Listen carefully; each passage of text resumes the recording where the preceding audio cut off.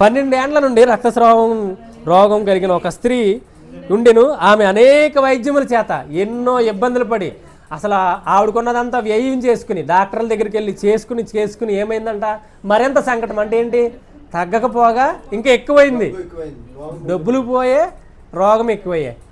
12 సంవత్సరాల నుంచి బాధ, వైద్యుల దగ్గరికి వెళ్తుంది, డబ్బు అంతా ఖర్చు పెట్టింది. ఈవెన్ ఆ బాధ పోగా ఇంకా ఎక్కువైపోయింది, ఇంతలో పెరిగిపోయిన ఆవిడ అసలు రక్తస్రావం కలిగిన వ్యక్తి ఎవరైనా సమాజంలోనికి వస్తుందా? ఎందుకు వస్తుంది? రాలేరు. ఎందుకు? ఇప్పుడంటే వేరే వచ్చేసినాయి కనపడకుండా. అప్పట్లో క్లాతే గుడ్డ కాబట్టి ఎలా కనపడుతుంది? ఎర్రగా కనపడితే అందరూ ఏమంటారు, ఇదేంటి ఇక్కడ అపవిత్రాలు ఇక్కడికి వచ్చిందండి. అలా ఉన్నప్పుడు రాకూడదు, అదంతా యూదుల కాలం. రాకూడదంటే ఆవిడ వచ్చింది, ఇంకా ఎంత బాధతో వచ్చిందో చూడండి, ఎంత బాధ, ఎంత ఇబ్బంది. అసలు నలిగిపోతా, నేను ఇంకా చచ్చిపోయినా పర్లే, కానీ ఆయన మాత్రం పట్టుకుంటే చాలు కదా. వచ్చి ఏమంటుంది ఇప్పుడు? అదే ఇంకోటి పట్టుకున్నారా? ఆమె ఏం చేసిందంట? అది ఇప్పుడు పాదాలు చెంద గడిపితే చూస్తూ ఉంటే అప్పుడు ఏమవుతాం? వినటానికి సిద్ధమవుతాం. కొంతకాలానికి అప్పుడు వాక్యం మీతో ప్రభు మాట్లాడతాడు. కానీ గలిబిలిగా జీవితం జీవిస్తే మాట్లాడడం అలాగే ఉంటాం. ఆ విషయాలు మీకు అర్థం కావు. విని ఇప్పుడు వస్త్రానికే మహిమ ఉందనుకుంటుంది కదా ఆవిడ.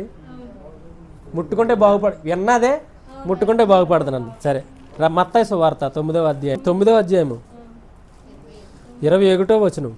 అది కూడా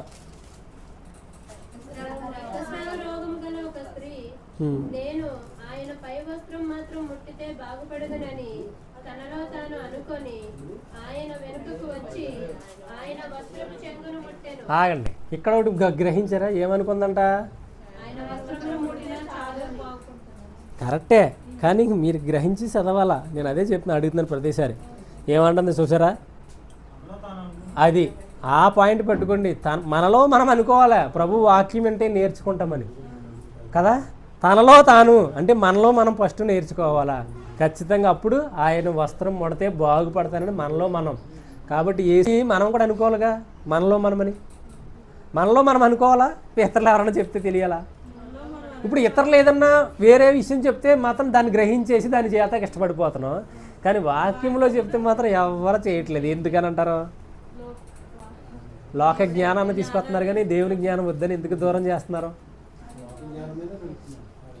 మరి సంఘంలోకి వచ్చి ఈ పనులన్నీ చేస్తే ఇంకే సంఘం అంటారా, లోకం అంటారా?